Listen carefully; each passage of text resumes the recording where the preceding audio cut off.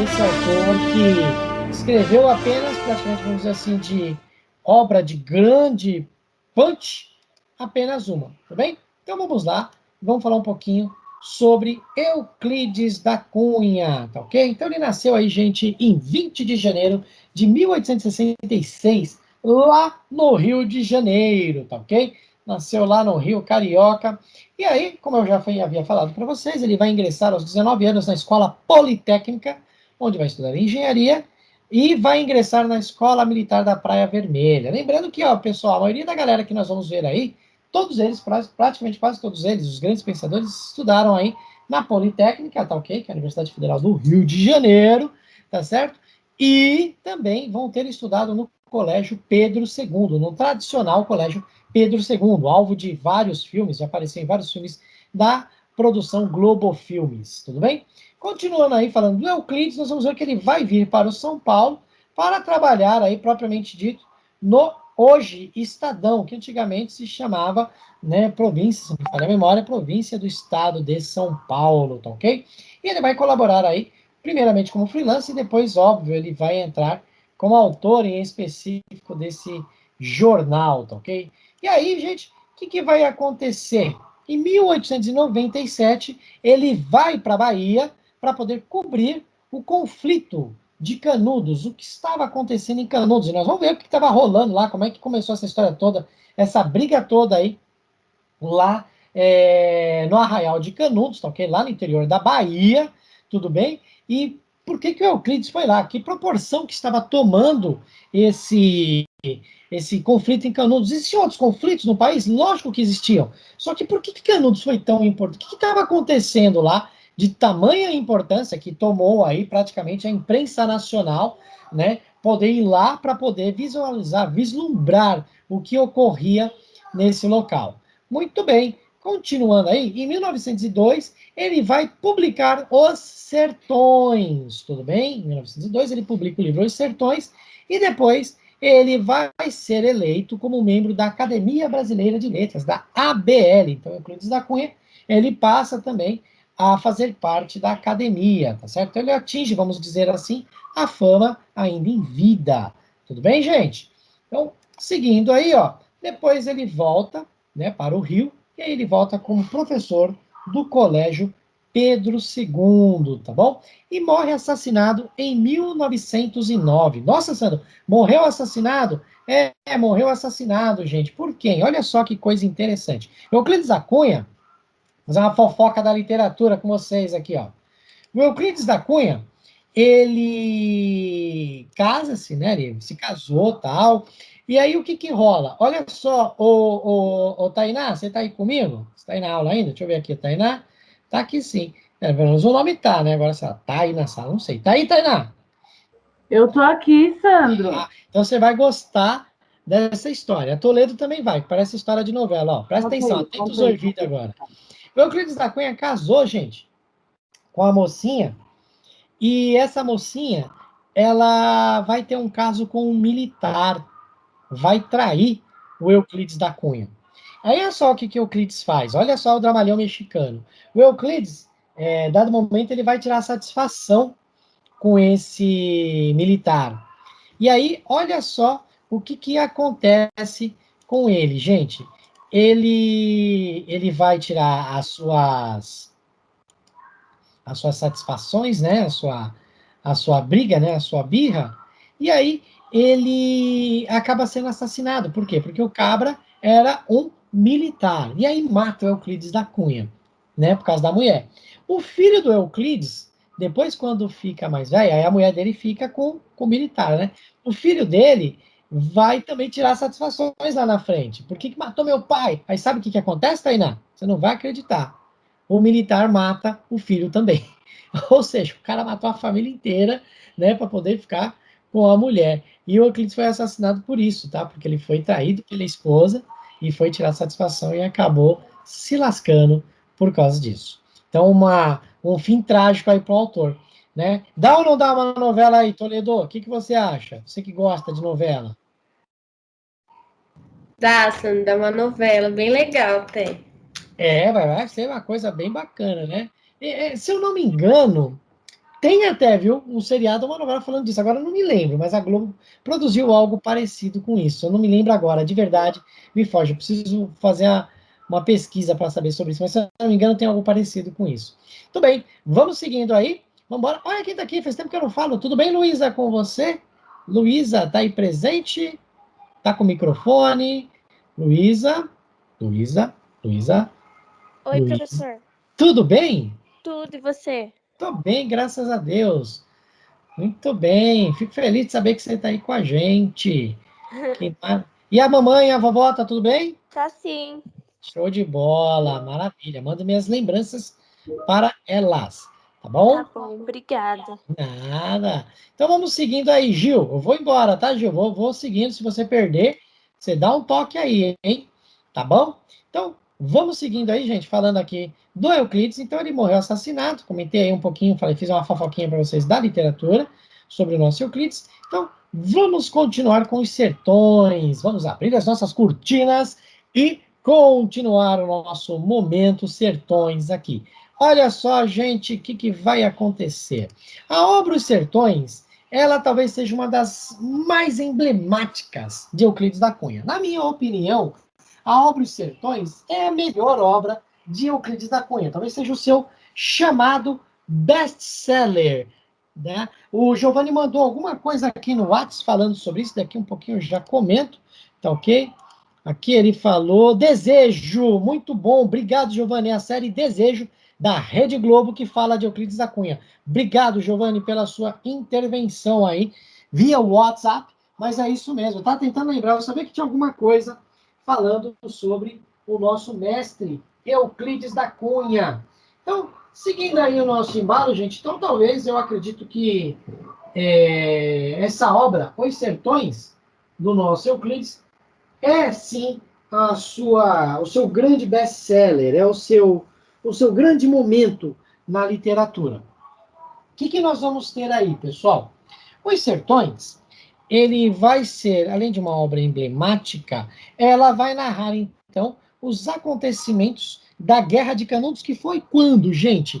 Durou apenas um aninho, não deu um ano, tá? Para ser mais sincero, ela não deu um ano, tudo bem? Deu um pouquinho menos de um ano, né? Mas aí nós contamos para fins acadêmicos, nós temos que ela aconteceu entre 1896, eu já falei 900, 1896 e 1897. Então, foi antes, obviamente, né, Aí você vai falar assim, Sandro, mas você falou que ele narrava coisas do momento. Sim, era do momento, porque ele escreveu todo esse conteúdo de Os Sertões, ele é narrado de uma maneira jornalística, tá ok? Ele é colocado de uma maneira jornalística. E, obviamente, que ele circulou em primeiro momento ali dentro do jornal em tempo quase que real, tá certo? Não vou dizer real, porque não tínhamos internet nessa época, então a notícia não chegava exatamente no momento propício, no momento que ele tinha escrito, tá? Diferente do que acontece hoje. Naquela época não era bem assim que funcionava, tá certo? Então, o Sertões vai narrar esse momento e depois ele é publicado, essas reportagens, essa série de reportagens, ela é publicada, tá ok? Em formato de livro, tudo bem? Então vamos seguindo aí, tá? E aí, gente, ela vai trazer para nós um caráter o quê?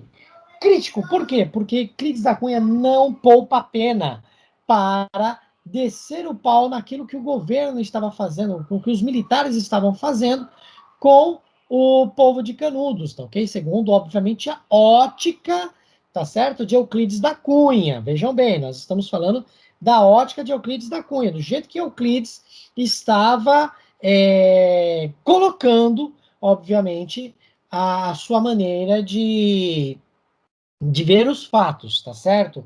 Ele coloca isso como se fosse um artigo de opinião e depois ele faz a denúncia daquilo que ele vivenciou, daquilo que ele viu, né? Estou falando dessa maneira para que não haja aquela intervenção, como eu estou fazendo uma dissertação, eu estou expondo um fato, eu não posso expressar a minha opinião, tudo bem? Então, eu só estou fazendo a expressão do fato em si. Então, Euclides, ele denuncia, tá certo? Através de uma linguagem mais científica, vocês vão ver o porquê, tá ok? Porque a obra ela traz essa linguagem científica em si, só o seu cerne é científico, e aí ele vai fazer essa recriminação, essa denúncia sobre o nacionalismo e o ufanismo que a sociedade brasileira impunha em cima do seu governo, o ser brasileiro, tá certo? Mostrando aí, então, o que acontecia com as pessoas que iam contra o sistema de governo que vigorava no Brasil na época. Não só o sistema de governo, contra os governantes que atuavam no país naquela época. Tudo bem? Tranquilo aí? Posso avançar, galera? Posso seguir? Pode. Pode. Maravilha! Então, vamos seguindo aí. E aí, ó, gente, ó, trata-se de uma prosa científica e vai ser dividida em 3 partes, tudo bem? Vai ser mostrada aí em 3 partes e vai mostrar o quê, gente? O fim. Olha só que interessante. Ele é realista por quê?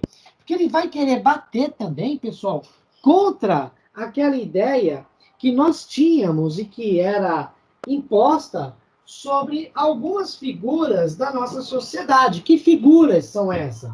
Nós estamos falando de quem? Nós estamos falando de como as pessoas viam e enxergavam a ideia do índio trabalhador, aliás, do índio, né, nacional, aquela ideia do índio que era o herói, lembram do Guarani, que vocês leram, que nós discutimos, que nós conversamos? Então eles vão acabar com aquela ideia do índio herói, do índio que faz as coisas em prol da nação, e também com aquela ideia do escravo negro trabalhador, aquele incansável que faz todas as coisas de bom grado em prol do seu senhor, como é apresentado em muitas obras romanescas, né, obras românticas aí, também em critério de alguns seriados e filmes que nós vemos e falamos, pô, a realidade não é bem essa, não foi bem assim que aconteceu, né? Muitas vezes nós paramos para pensar e analisar e nós vemos que não é bem assim, e isso é denunciado arduamente aí nos sertões, tá ok? Por quê? Porque ele vai mostrar agora o que realmente era, que o índio, ele não era herói, o índio era um cara que sofria, que estava ali na sofrência, estava sofrendo por um sistema imposto contra ele. Nós vamos ter também a ideia do quê? De que o negro ele não era um trabalhador, o cara era escravo, velho, ele estava ali imposto, ele estava contra a vontade dele, tá ok? E aí o Euclides da Cunha faz essa denúncia, ele traz para nós, ele mostra isso para nós através da sua obra. Tudo bem? Todo mundo está entendendo aí? Estão seguindo? Estamos juntos? Ou tem alguém com alguma colocação? Alguém quer falar algo? Vamos lá, gente. Participando aí. Tá de boa? Tranquilo. Não quer comentar nada?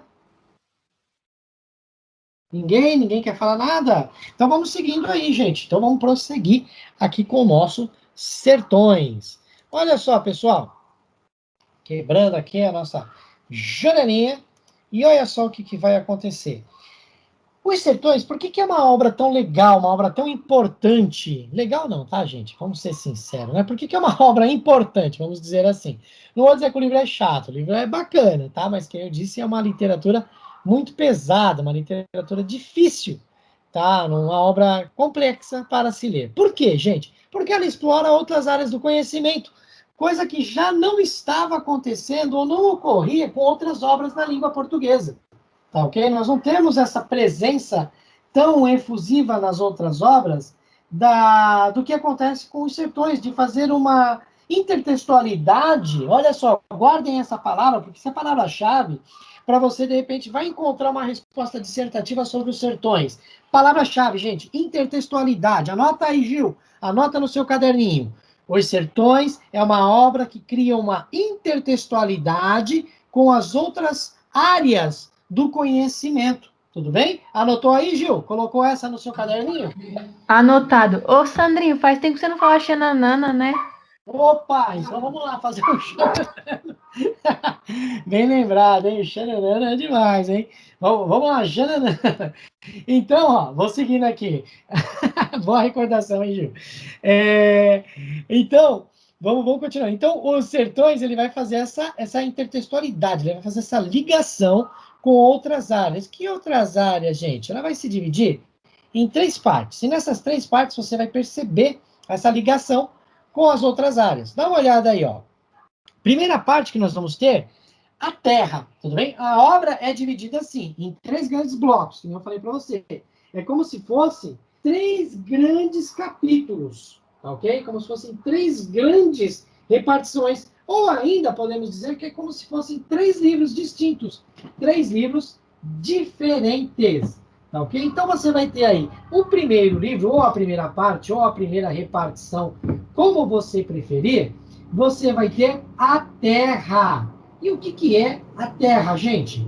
A Terra vai ser nada mais, nada menos do que uma espécie de tratado aí, geográfico que Euclides da Cunha faz sobre as regiões que são atingidas pelo conflito, que aonde está acontecendo o conflito de Canudos.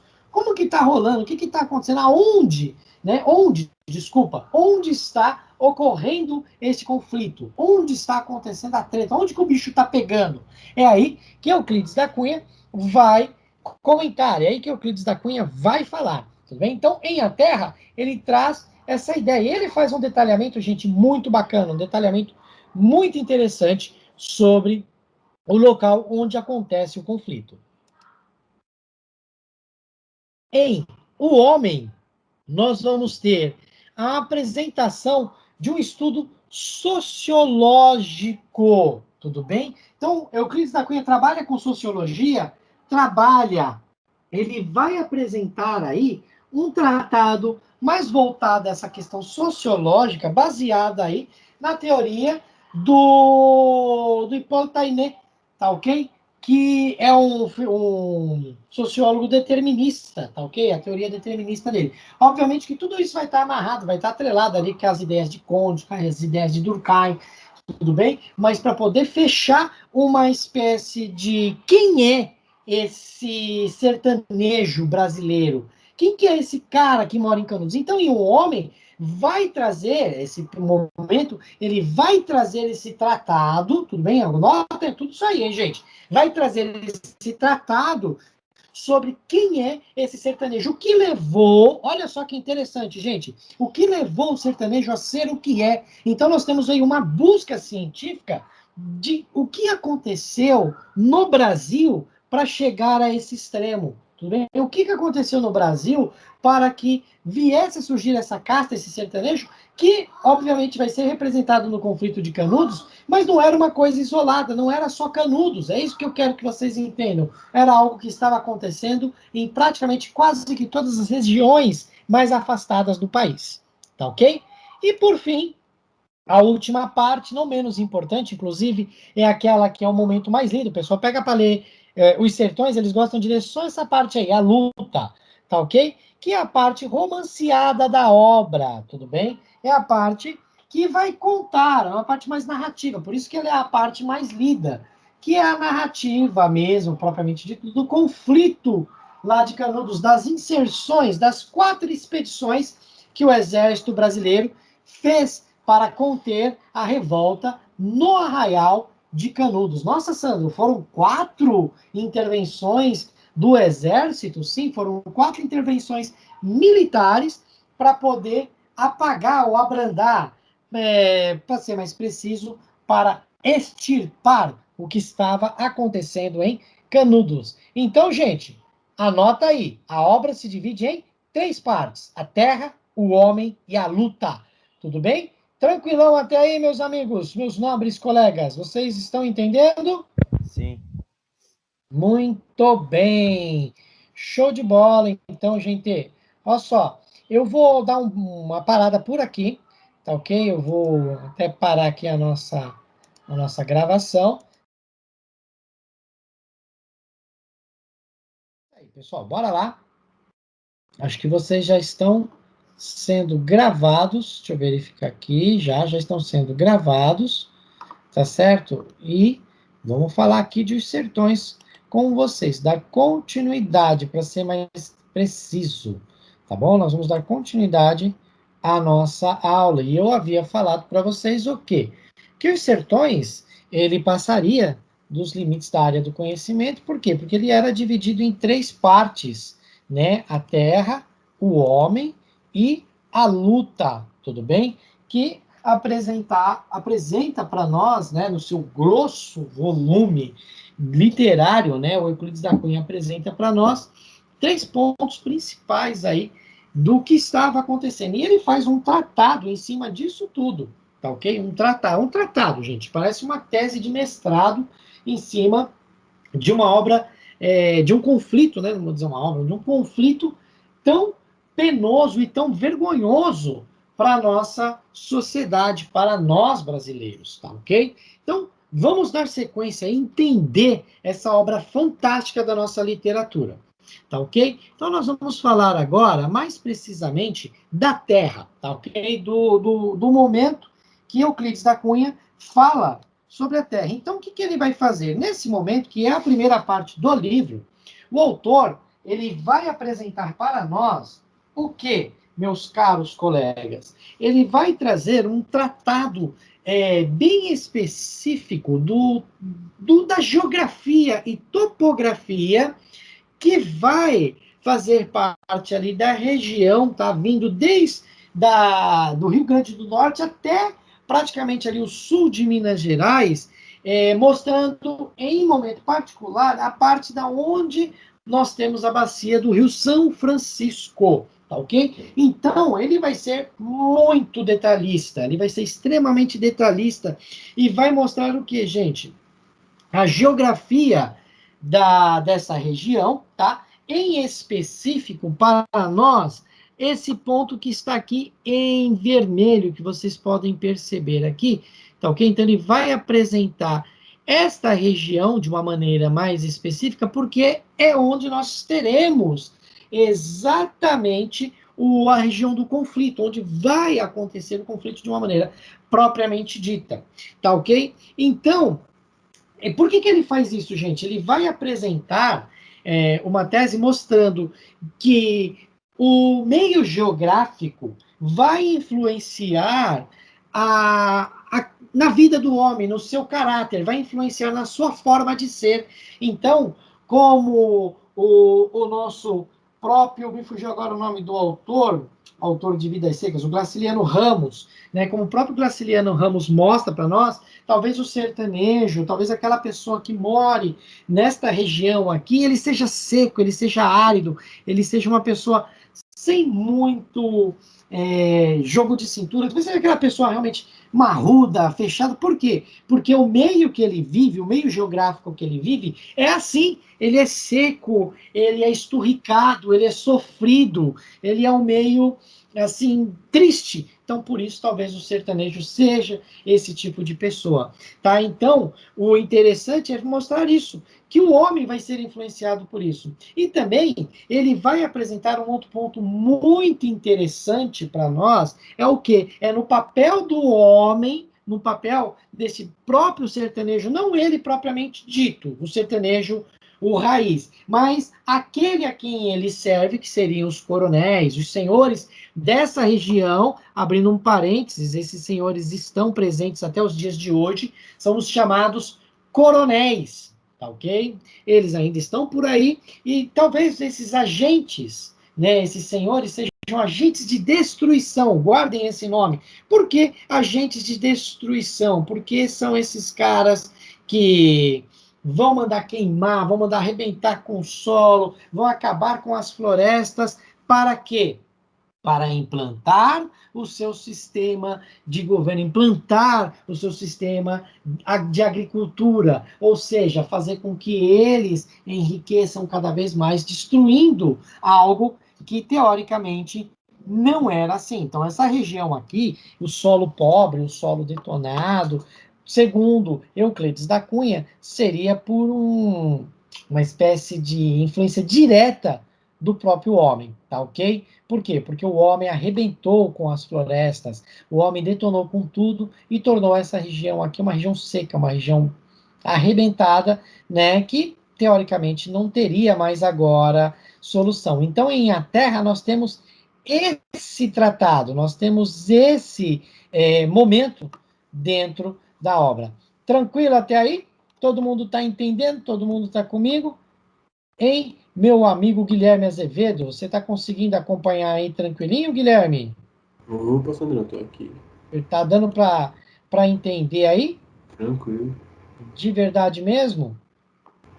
verdade. Só que hoje a rinite tá atacada, mas tô conseguindo aqui. Tá conseguindo. Então tá bom, mas ó, qualquer coisa aí, se você tiver algum problema, não esquenta a cabeça. Melhoras para você aí, tá bom? Então, Valeu, Sandro. beleza. Vamos seguindo aí, então, esperando aí a melhora do nosso amigo Azevedo. Então vamos seguir aí, gente. Estão falando da Terra. Então, olha só que interessante. Você vai perceber o que quando nós falamos da Terra. Você vai perceber que o homem, necessariamente, tá ok?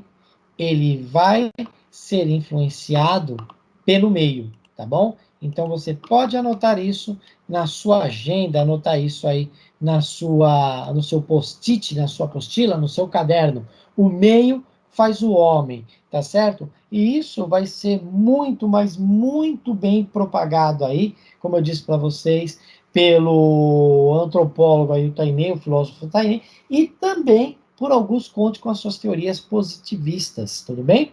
Então, olha só que interessante. Então, em A Terra, nós temos esse tipo de tratado, esse tipo de pensamento que vai nortear o primeiro momento do livro, a primeira parte do livro. Tudo bem? Então, guardem aí esse momento. Vamos lá, então, agora falar do segundo momento, que é o homem, tá certo?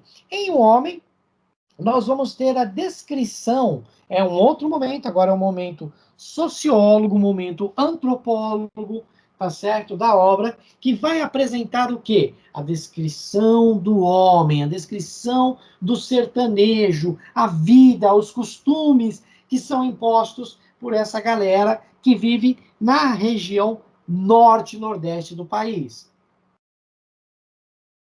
Tá ok? Então, o sertanejo vai aparecer aí para nós, ok? Sendo totalmente descrito com seus usos e costumes, tudo bem? E aí nós vamos ter esse momento que eu quero que vocês anotem, tá? O homem é determinado pelo quê? Pela tríade chamado meio, raça e história. O meio que ele vive, a raça, a miscigenação que vai ocorrer, que vai aparecer para nós aí na obra. E a história, o porquê de ter o Brasil ter sido formado, o Nordeste brasileiro ser formado desse jeitinho que nós vemos aí, essa miscigenação negro, índio e português, tá ok?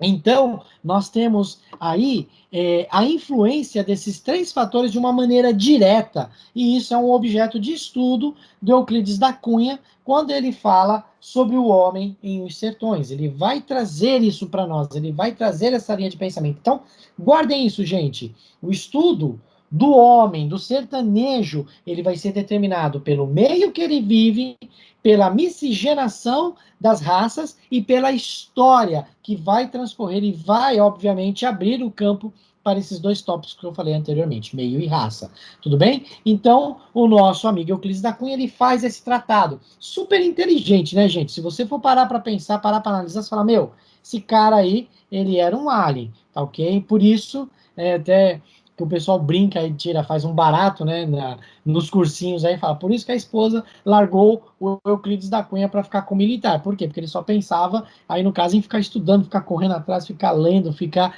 fazendo esse tratado. Legal né? Azar no amor, sorte na literatura. O nome dele foi para a ABL, né? Mas foi assassinado, como você já sabe, então tem uma série de contras aí. Tudo bem? Tranquilo aí, Anne? Tá dando para entender?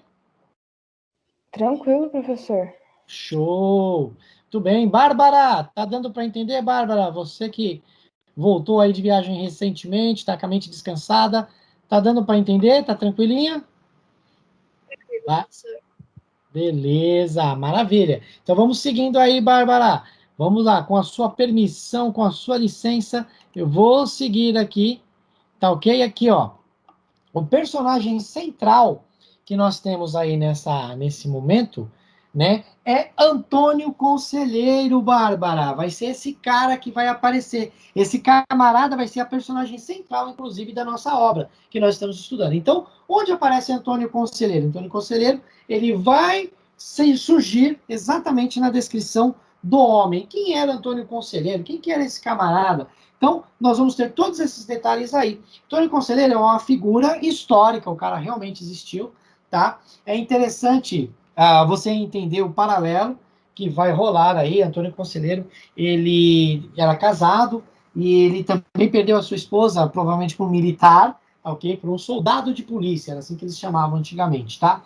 E aí, esse Antônio Conselheiro se torna um andarilho, e aí ele passa a usar uma vestimenta azul, sabe? Aquelas batas, tipo bata de aqueles filmes de profeta, aquela coisa toda. Ele passa a utilizar esse tipo de roupa e passa a ser uma espécie de messias no sertão, tá ok? Ele começa a apregoar uma espécie de cristianismo, e aí, automaticamente, dentro da sua linha de pensamento, desse cristianismo que ele começa a pregar, ele passa a ser seguido por pessoas. Daí isso vai ser mal compreendido pelo governo que estava surgindo, pela República Brasileira que estava surgindo. Lembrando que nós estamos falando de um fato histórico que ocorreu no final do século XIX, tá ok? Ali em 1896, 97, como nós já comentamos com vocês. Então, a República estava surgindo, tinha pouquinho tempo de República.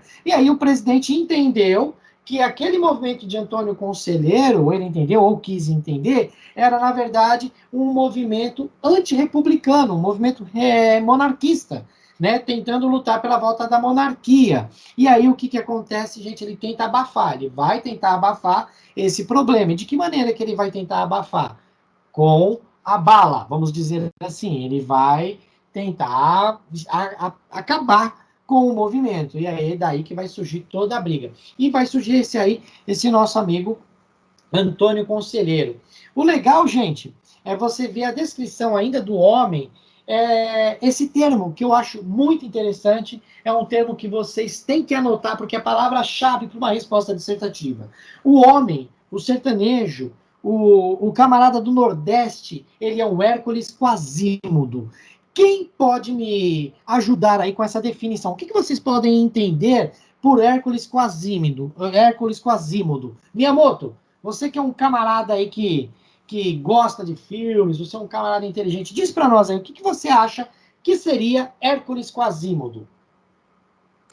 Sandra, eu acho que seja um herói, considerado um herói. Corcunda, o feio. Corcunda ou feio? Vamos lembrar da Disney? Todo mundo aí já assistiu, acredito que o Hércules. Vamos lembrar do Hércules da Disney, que ele é legalzinho, um desenho bacana. O Miyamoto, o que o Hércules era? Um herói, né? Era um Exato, semideus, né? Um herói, fortão, correto? corretíssimo. Forte, aquela coisa que faz a coisa acontecer. Giovanni, você que falou ali Corcunda feio, você pegou lá a ideia do Quasímodo, do Corcunda de Notre Dame, não é isso? Sim, senhor. Muito bem. O Quasímodo tinha que perfil? Você lembra da personagem? Da característica da personagem? Além de ser feio e corcunda? Você lembra o Ele era bondoso e corajoso, né? bondoso, corajoso e simples, correto? Sim. Ele era muito simples, era uma pessoa simples. Essa é a visão do Hércules Quasímodo. Ao mesmo tempo que ele é forte, que ele vai para cima, que ele faz as coisas acontecerem, ele também é fraco.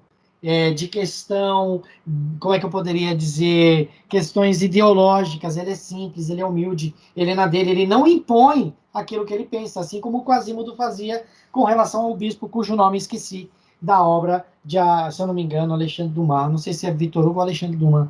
Agora, o Corcunda de Notre Dame me foge na memória o autor.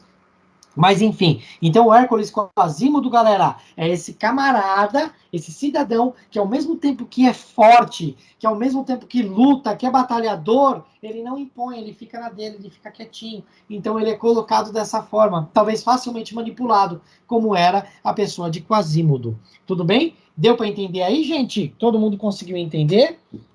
Sim. De verdade? Sim. Certo. Então eu vou pedir aí para Toledo.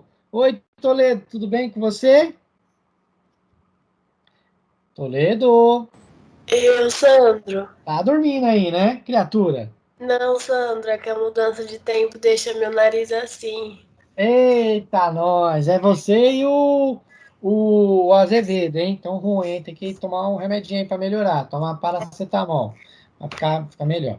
Ô, Toledo, você conhece o Lucas Eduardo? Não. Eu também não. Menino novo? Chama ele aí. Chama ele aí, é novo. Ô, Lucas Eduardo, cadê tu? Lucas Eduardo? Tá dormindo. Deve estar. Lucas Eduardo, você tá na aula? Fala com a gente aí. Lucas Eduardo 1. Lucas Eduardo 2. Lucas Eduardo 3. Eu acho que ele não tá. Então, uma hora ele volta. Né? Vamos esperar aí que uma hora ele vai aparecer. Mas o Lucas Amaral tá aí. Vamos chamar o Lucas Amaral, ô Toledo? Vamos. Lucas Amaral, cadê você? Vamos, Amaral! Ô, Lucão! Ih, rapaz! Opa! Acordei. Lucas Amaral, o que você entende por Hércules Quasímodo?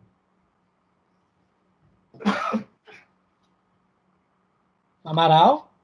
Peraí, pode repetir? O que você entende por Hércules Quasímodo?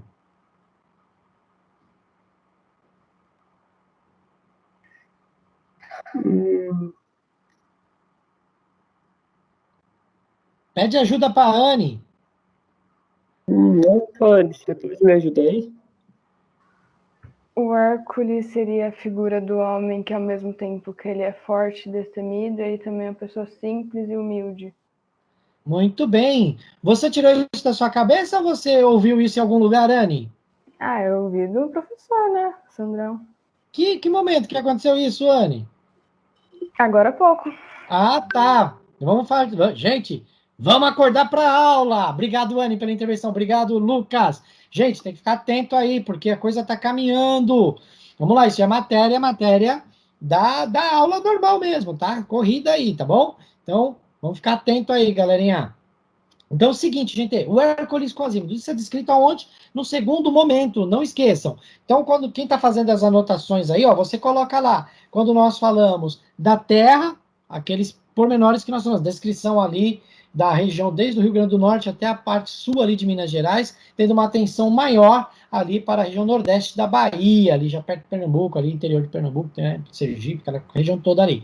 Quando nós estamos trabalhando, né, que a ideia da Terra, você precisa lembrar que é o quê? O meio vai fazer o homem, tá certo? E agora nós temos aqui em o homem a descrição da vida do sertanejo, dos seus usos e costumes, tudo bem? A tríade, que eu falei para vocês não esquecerem, que é meio, raça e história, tá? E a aparição de Antônio Conselheiro, que vai ser a personagem central da obra aí, tá bom? E a ideia de que o homem é o Hércules Quasímodo. Tudo bem? Muito bem, gente. Esses dois pontos, eles não são tão lidos, eles não são tão especificados dentro da literatura. Por quê? A nossa atenção, ela é voltada mais para esse momento, para a parte 3, gente, para a luta. Então, quando você trata de literatura, geralmente você pega esse momento aqui. As outras duas partes não são importantes? São de extrema importância.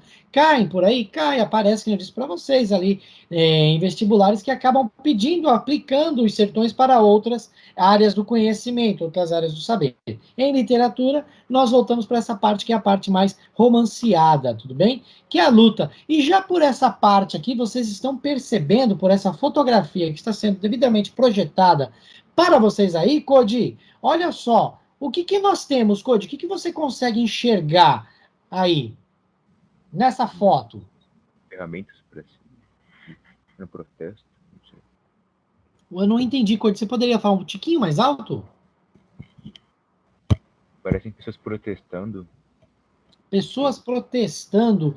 E que tipo de armas que você vê aí? São ferramentas de campo? Isso, são foices, facões, enxada. Então você acha que a galera de Antônio Conselheiro lutou com o quê, meu amigo Cody? Você acha que os caras tinham arma? Não. No primeiro momento? Foi para as mãos, né? Era com as mãos. Os caras, você vai entender o que eu vou dizer, Cody. Os caras, eles eram kamikazes, velho. Né? Você sabe o que é kamikaze, por ser uma pessoa descendente aí da cultura nipônica, você sabe quem foram esses heróis japoneses da Segunda Guerra Mundial, né? Então, é mais ou menos o mesmo perfil aqui, ó. Vamos dizer até que os japoneses se inspiraram aqui no sertanejo de Euclides da Cunha. Esses caras, eles eram assim, velho. Os caras eram peito aberto, iam pra cima e não tava nem aí. Por quê? Porque, de certa forma, foram meio que manipulados por um homem. Quem que era esse cara? Antônio Conselheiro. E esse Antônio Conselheiro, gente, ele vai fazer um chabu. Depois das suas andanças pelo sertão, Antônio Conselheiro, que eu disse, ele começou a atrair pessoas, né? Atrair pessoas que estavam ouvindo os seus discursos, ouvindo o que ele dizia, seus discursos religiosos e também políticos, tá certo? E aí o que vai rolar, gente?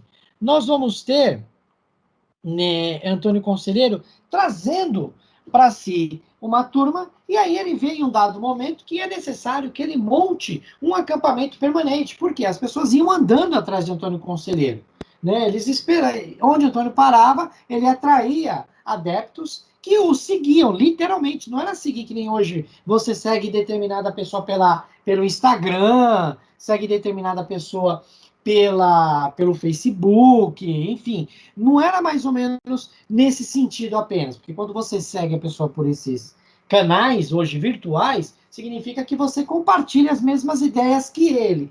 Lá, na época de Canudos, acontecia mais ou menos a mesma ideia, eles partilhavam daquilo que Antônio Conselheiro acreditava. Só que, em contrapartida, o que eles faziam? Eles seguiam literalmente de andar junto. E aí Antônio Conselheiro, vendo que essa população crescia, ele percebe que é necessário que ele monte um acampamento permanente. E aonde que ele vai fazer isso? Em Canudos, tá ok? E vai montar a cidadela, o arraial, a junção de pessoas em Canudos. E é isso que ele vai fazer. E aí o que vai rolar, gente? Vai rolar um problema muito sério. Por um dado momento, ele precisa de madeira para construir o seu arraial. E aí, o que rola, meus caros colegas? Ele manda comprar essa madeira, ele paga essa madeira na cidade, e quando os seus seguidores vão retirar essa madeira para a construção, inclusive no momento era uma igreja que ele queria construir, quando eles vão retirar essa madeira, o pessoal fala que eles não pagaram, o dono do negócio do estabelecimento fala que eles não pagaram a madeira. E aí, o que eles fazem? Eles ficam nervosos, e aí eles querem a madeira de todo jeito, porque foi paga. E aí, é chamado a polícia, né, para poder apaziguar a situação e expulsar os arruaceiros que eram os cidadãos de Canudos. E aí o que acontece? Esses caras não contentes, eles matam os policiais e aí começa a chamada luta, tudo bem? Que vai descrever a guerra, através desse fato isolado, transforma-se em uma guerra civil, tá ok? Que vai dizimar praticamente toda a população. Aqui eu fui simpático em colocar grande parte, mas é praticamente toda a população do Arraial de Canudos, tá ok? Então, nós teremos aí, praticamente nesse momento, 34 capítulos, tá ok? Mostrando essa terceira e grande parte, que vai narrar as 4 expedições, tá ok? Do Exército Nacional contra os jagunços ou contra os moradores do Arraial de Canudos, tá ok? E olha só que interessante o que vai aparecer aí. Nós vamos ter um retrato psicológico do soldado, tá ok? Então é muito parecido daquele retrato que é mostrado de Antônio Conselheiro. Nós vamos ter o seu antagonista, o coronel Antônio César, figura histórica, tá ok? Que vai aparecer aí dentro da guerra e agora no Tratado da Luta, né? Vai ter esse tratado psicológico do outro lado, do soldado, daquele camarada que era pró, entre aspas, vamos colocar ali, pró-república, que estava a favor do governo, que estava indo para lutar. Na teoria, gente, talvez até mesmo na prática, podemos dizer assim, é que eu não quero soar como partidarista, mas somente apresentar a obra, mas pensando aí numa maneira geral de dizer que seria o outro lado da psicologia do soldado ao matar inocentes, tá ok? Então, é isso que nós vamos perceber aí dentro desse momento da luta. Então, vamos falar aí um pouquinho sobre essas expedições. A primeira expedição, conforme vocês já podem perceber aí, ela vai acontecer ali no mês de novembro de 1896, tá certo? E vai iniciar com um ponto histórico desse conflito, tá ok? 100 homens, comandados pelo tenente Pires Ferreiras, tá ok? Pires Ferreira, eles vão atrás daqueles que mataram os soldados, né? Como eu disse para vocês, do início da batalha, que era o quê? Aquela intenção de resgatar a madeira para a construção da igreja no Arraial de Canudos, que acabou sendo colocada de uma maneira equivocada, vamos pensar assim, pagou, não pagou, chama a polícia, e aí eles vão e acabam assassinando esses dois policiais, os jagunços assassinam os policiais, e desencadeia toda uma batalha. Obviamente, você matou um policial, matou um militar, os outros militares vão se sentir condoídos, e isso é uma cultura muito frequente dentro desse âmbito militar, eles encaram isso como uma afronta, e aí eles vão tirar as satisfações. E aí nós temos 100 homens que são comandados por essa figura histórica que vocês já viram aí, o Tenente Pires Ferreira, que vai atrás desses jagunços. E aí eles sofrem a primeira derrota, tá ok? 100 homens armados, tá ok? Vão lutar contra os jagunços de Antônio Conselheiro, ali no povoado de Uauá, naquele mapa que eu mostrei para vocês no início da aula, apresentava já esse povoado, e aí eles armados com armas de fogo são derrotados, tá ok? E detalhe, gente, são mortos esses soldados, não são simplesmente derrotados de perder uma batalha, eles perdem a vida, se eu não me engano, se não me falha a memória, restam apenas 2, sobram 2, 3 soldados que conseguem fugir, e aí com essa derrota, olha só que interessante, os jagunços que estavam armados com enxadas, podões, facões, eles fazem o quê? Eles conseguem pegar as armas do exército, né, daqueles pseudos policiais que acabaram sendo mortos. Então, olha só que interessante, já na primeira expedição, o povoado de Antônio Conselheiro, o povoado de Canudos, passa agora a ter arma de fogo. Obviamente que eu quero deixar claro para vocês, eles não tinham tantas munições, tá ok? Eles tinham o que eles conseguiram pegar ali dos soldados mortos nessa primeira expedição. E aí, nós vamos ter a segunda expedição. O exército não se comoveu com aquilo, os caras ficaram nervosos, gente. Opa, peraí, como é que rola? Os caras, um bando de jagunços desarmados, sem estratégia militar, consegue detonar com 100 homens, né, pertencentes ao campo militar, ao famoso, famigerado campo militar brasileiro, que estavam vencendo N batalhas, como eu citei para vocês nas aulas anteriores, com relação ao pré-modernismo, início do século XX, final do século XIX, várias batalhas sendo abafadas pelo exército, nós conquistando várias coisas e perder para 100 jagunços, como é que isso pode? Vamos para cima deles. E aí o que acontece? 500 homens vão para essa segunda expedição. E olha só que interessante, meus nobres colegas, apenas 100 vão sobreviver. Desses 500 que vão, 400 são mortos, tá ok? Os jagunços de Antônio Conselheiro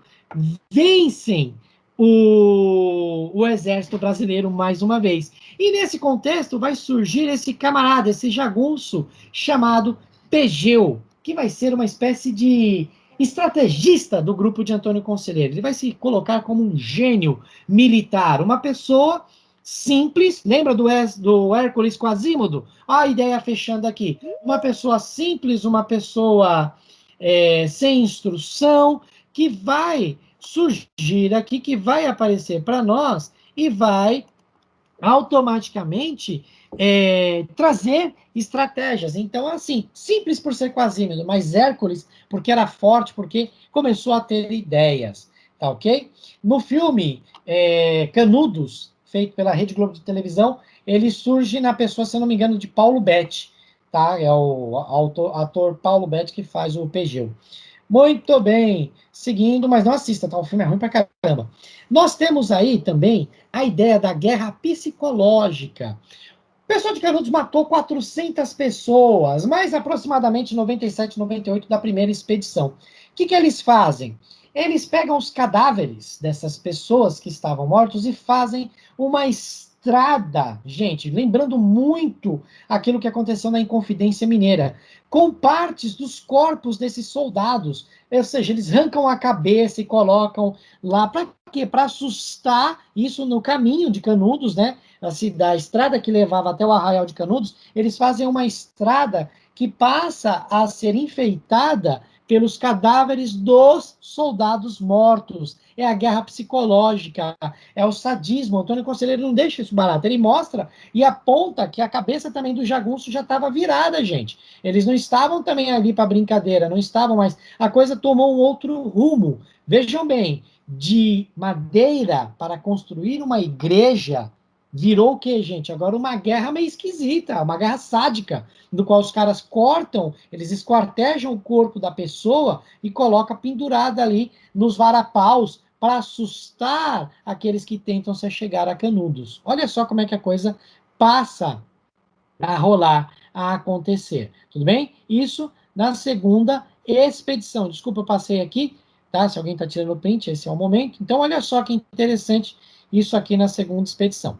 E aí, nós vamos ter, propriamente dito ali, agora a terceira expedição, o terceiro momento, que o exército ficou doido. E aí eles mandam 1.300 homens armados com o famoso canhão alemão Krupp, tá ok? Canhão que depois vai ser utilizado ali, foi usado na Guerra do Paraguai, tá certo? E que levou o Brasil à sua vitória. Então eles vão agora bombardear Canudos com canhão.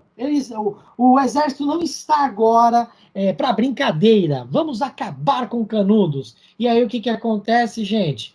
Os jagunços, como os vietnamitas farão nos anos 70 com os Estados Unidos, vão aproveitar do conhecimento geográfico, conhecimento esse que foi descrito na primeira parte do livro.